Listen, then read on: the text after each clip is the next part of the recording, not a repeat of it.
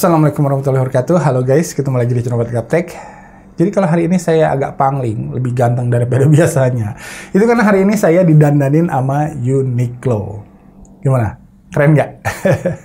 Oke, kali ini bahasannya tentang sebuah handphone yang cukup fenomenal. Karena katanya the real mid-range killer, bukan the real flagship killer ya. Tapi memang kalau saya hitung-hitung, HP ini tuh punya bukan hanya 1, 2, atau 3 gitu lah, tapi punya 10 poin yang kualitasnya memang berada di jajaran yang terbaik di kelasnya. 10 men. Di video ini saya bakal compare juga experience-nya sama 2 HP pendamping, yaitu Realme 7 dan Redmi Note 9 Pro yang harganya mirip-mirip, walau memang sedikit lebih mahal sih.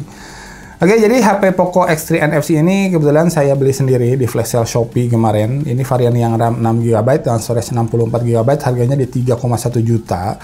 Kalau yang varian RAM 8GB dan storage 128GB-nya harganya di 3,5 jutaan. Itu harga resminya ya, yang stoknya kebetulan saat ini lagi habis. Kalau harga di toko-toko online-nya sih saat video ini dibuat ada di kisaran 3,4 jutaan sama 3,8 jutaan. Jadi lebih mahal sekitar 300 ribuan lah dari harga resminya. Di sini ada 10 poin yang kualitasnya ada di jajaran yang terbaik di kelasnya, tapi kita start reviewnya dari poin-poin yang belum bisa disebut terbaik di kelasnya dulu deh. Oke? Yang pertama, karena Redmi Note 9 Pro back covernya udah pakai kaca Gorilla Glass 5, jadi ya polikarbonat di Poco X3 ini nggak level. Karena jadi lebih gampang kegores buat kalian-kalian yang lebih suka pakai HP-nya tuh bugil tanpa casing. Oke? Catatan kedua, di sini SIM tray-nya hybrid, sedangkan para pesaing yang lainnya tuh rata-rata lengkap triple slot. Dan yang ketiga, kombinasi storage dan RAM-nya 6GB dengan 64GB. Kalau Realme 6 di harga segini, udah dapat kombinasi 8GB plus 128GB. Jadi ini lebih kecil. Keempat, ya ini bonus aja sih, abis susah lagi cari kelemahan HP ini ya. Yaitu desainnya nggak cocok buat yang pengen HP-nya tuh compact. Jadi kalau mau lebih enak di handlingnya, kalian bisa pilih Samsung Galaxy A51, Oppo Reno 4, atau Realme 7 Pro yang lebih sleek gitu lah. Walau memang harus nambah budget lagi sih. Oke, cukup itu aja catatan-catatannya. Kalau sektor-sektor yang lainnya, menurut saya udah sangat-sangat bagus. Haram hukumnya kalau kamu masih protes. Tadi saya bilang ada 10 ya, jadi kita hitung yuk 1 sampai 10. Yang by the way nomor 1 sampai 7-nya tuh sedikit banyak ada hubungannya sama kenyamanan main game kita di HP ini. Jadi saya bisa maklum kalau orang-orang tuh nyangkanya ini HP gaming. Padahal, catat menurut saya ini bukan HP gaming. Kita mulai nomor 1. HP ini di atas kertas pakai chipset terbaik di kelasnya, Snapdragon 732G. Saya nyebut di atas kertas ya, karena kalau dipakai main PUBG sih aman, enak-enak aja main di settingan smooth ultra. Tapi pas dipakai main game yang sekarang lagi saya mainin banget tiap hari, makanya video reviewnya molor karena bablas terus mainnya. Itu Genshin Impact. Di kelasnya ini bukan yang paling smooth menurut pengalaman saya ya. Dibanding dua pembandingnya, Redmi Note 9 paling smooth grafiknya. Lalu Realme 7, baru terakhir Poco X3 NFC ini. Kalah stabil lah efeknya. Kalau di Poco tuh sedikit lebih sering nge-frame saat main di settingan grafik yang sama. Biasanya kalau saya main tuh di settingan grafik high atau medium. Tapi ya, ini FYI aja ya. Kalau kamu pengen beli Poco X3 ini buat main Genshin Impact, ya udah beli aja, nggak apa-apa. Nomor 2 adalah sistem pendingin yang baik, Liquid Cool 1.0 Plus. Suhunya tuh kalau main Genshin Impact 1 jam dibandingkan Realme 7 Pro yang di reviewnya kemarin saya bilang cukup panas memang karena nggak punya heatsink. Di Poco X3 ini terasa memang lebih adem suhunya, tapi kalau dibandingkan sama HP-HP di kelasnya yang sama-sama punya sistem pendingin juga, kayak misalnya Redmi Note 9 Pro atau Realme 7 yang standar, yang bukan Pro, suhunya sih berasa ya sama-sama aja lah. Lumayan kerasa anget-angetnya tapi nggak panas yang sampai ngeganggu kenyamanan gaming kita gitu lah. Ketiga, displaynya definitely yang terbaik buat gaming di kelasnya. Walau kualitas warna, viewing angle, dan brightness-nya signifikan tertinggal sama display Super AMOLED-nya Samsung. Tapi kalau fokusnya buat gaming, ini adalah yang terbaik.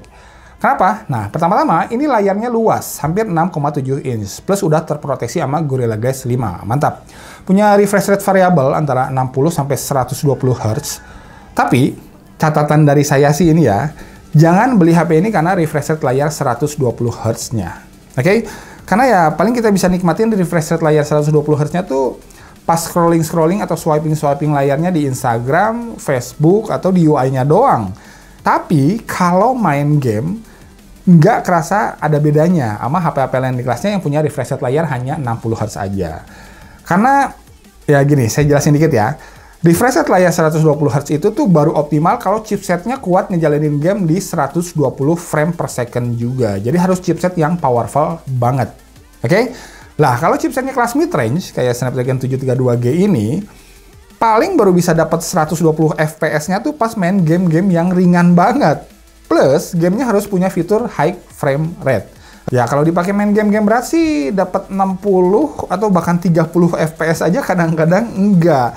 Jatuhnya di sini refresh rate layar 120 Hz sama dengan mubazir. Plus, bikin boros baterai pula. Jadi menurut saya buat kelas mid-range, kalau mau naikin refresh rate layar 90 Hz tuh udah yang paling maksimal lah, nggak usah 120 Hz. Kecuali HP-nya kelas flagship. Nah, bolehlah refresh rate layarnya ditambahin. So, refresh rate layar 120 Hz bisa diabaikan aja, tapi yang jangan sampai diabaikan adalah touch sampling 240 Hz. Yang bikin respons sentuhan kita tuh di sini lebih instan.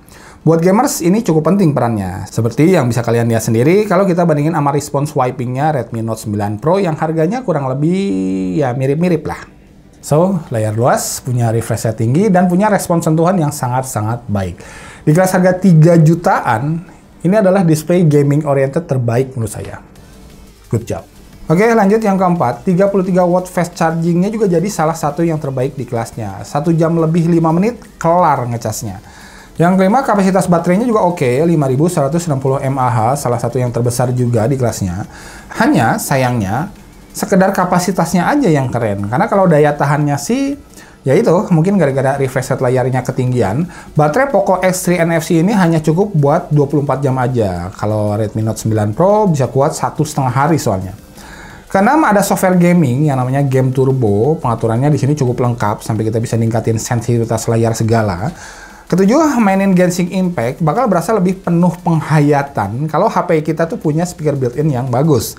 Nah, speaker stereo Poco X3 NFC ini kembali jadi salah satu yang terbaik di kelasnya. Plus ada jack audio 3,5 mm-nya juga, yang penting buat gamers. Oke, luar biasa. Into your hands I commend myself, my body and soul. Amen.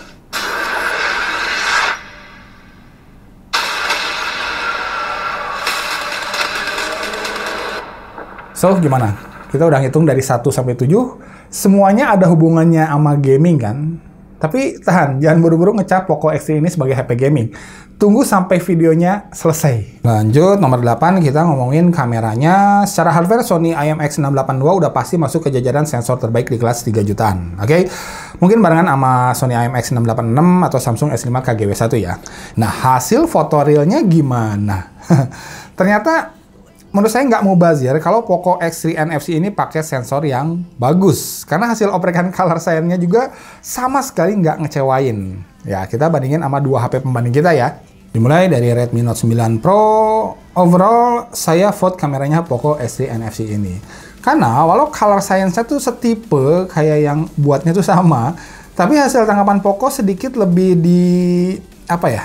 refine gitu lah. Jadi sedikit lebih enak dilihat, seperti yang ya kalian bisa lihat sendiri. Kemudian kalau dibandingin Realme 7, buat mata saya sih overall, catat ini selera saya pribadi ya, saya lebih prefer kameranya Realme 7. Karena karakternya yang sharp dan auto HDR-nya tuh agresif, jadi hasilnya terlihat lebih dramatis gitu. Walau mungkin buat sebagian kalangan bakal terlihat over sharpening, jadi nggak natural. Kemudian di kondisi low light, hasil tangkapan Poco berusaha tampil lebih terang, hanya jadinya saturasi warnanya juga keangkat, jadi lebih gonjreng juga. Tapi ya pada akhirnya silahkan saya kembalikan ke selera kalian masing-masing aja. Sebagai bonus, saya bandingin juga sama kameranya Samsung Galaxy A51 yang menurut saya masih tertinggal kualitas overallnya dibandingkan kameranya Poco X3 NFC ini. Luar biasa.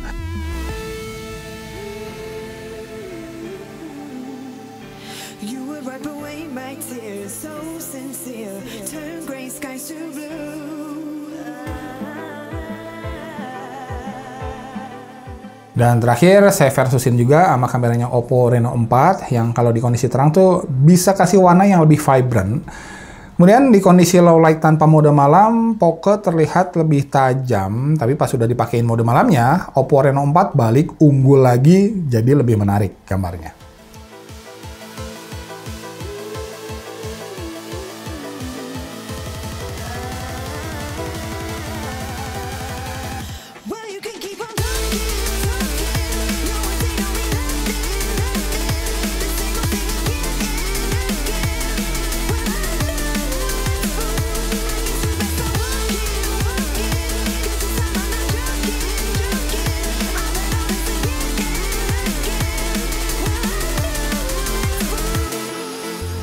Untuk hasil videonya juga nggak malu-maluin, ini mantap, sangat stabil pada resolusi 4K 30 frame per second.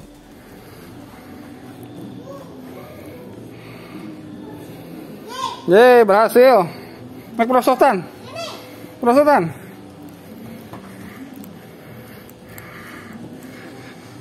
Wah, gelap ih. Ini masuk ke tong. Nenek. Woi. Ini dia contoh rekaman video dari sebuah Poco X3 NFC. Apa?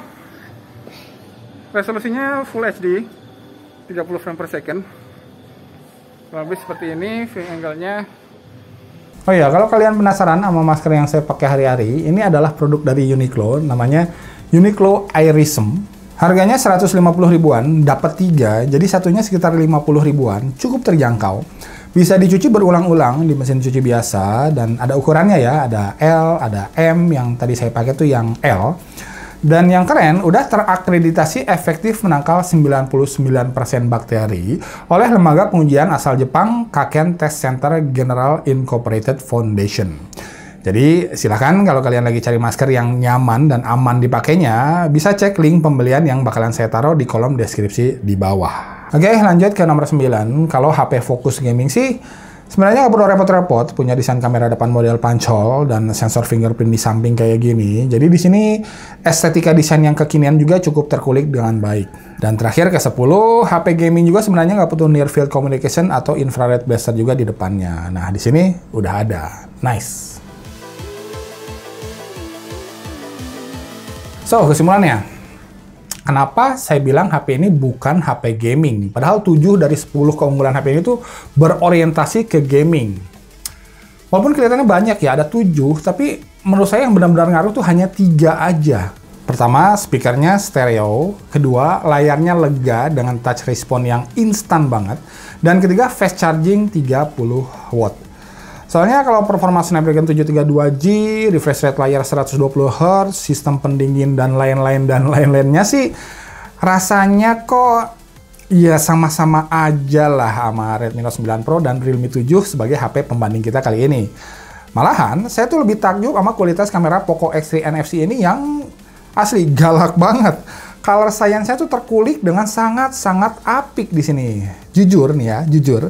HP-HP Xiaomi dan Poco tuh biasanya keoknya tuh di sini ya. Ini di luar kebiasaan dan mudah-mudahan bisa dipertahankan ke depannya. Jadi Realme harus hati-hati sekarang. Hasil selfie-nya juga ada improvement, mantap, dan perekaman videonya juga di sini asik. Nggak lupa adanya fitur near field communication dan infrared blaster juga sangat-sangat saya appreciate banget. So, Poco X3 NFC ini HP gaming? Enggak, karena ini adalah HP all-rounder yang sangat-sangat keren price to performance-nya. Asal ya jangan goib dong. Kalau goib nanti disalip Realme 7 loh. Ya nggak? Oke, thanks for watching. Mudah-mudahan video singkat ini tetap bermanfaat. Nick out. Assalamualaikum warahmatullahi wabarakatuh.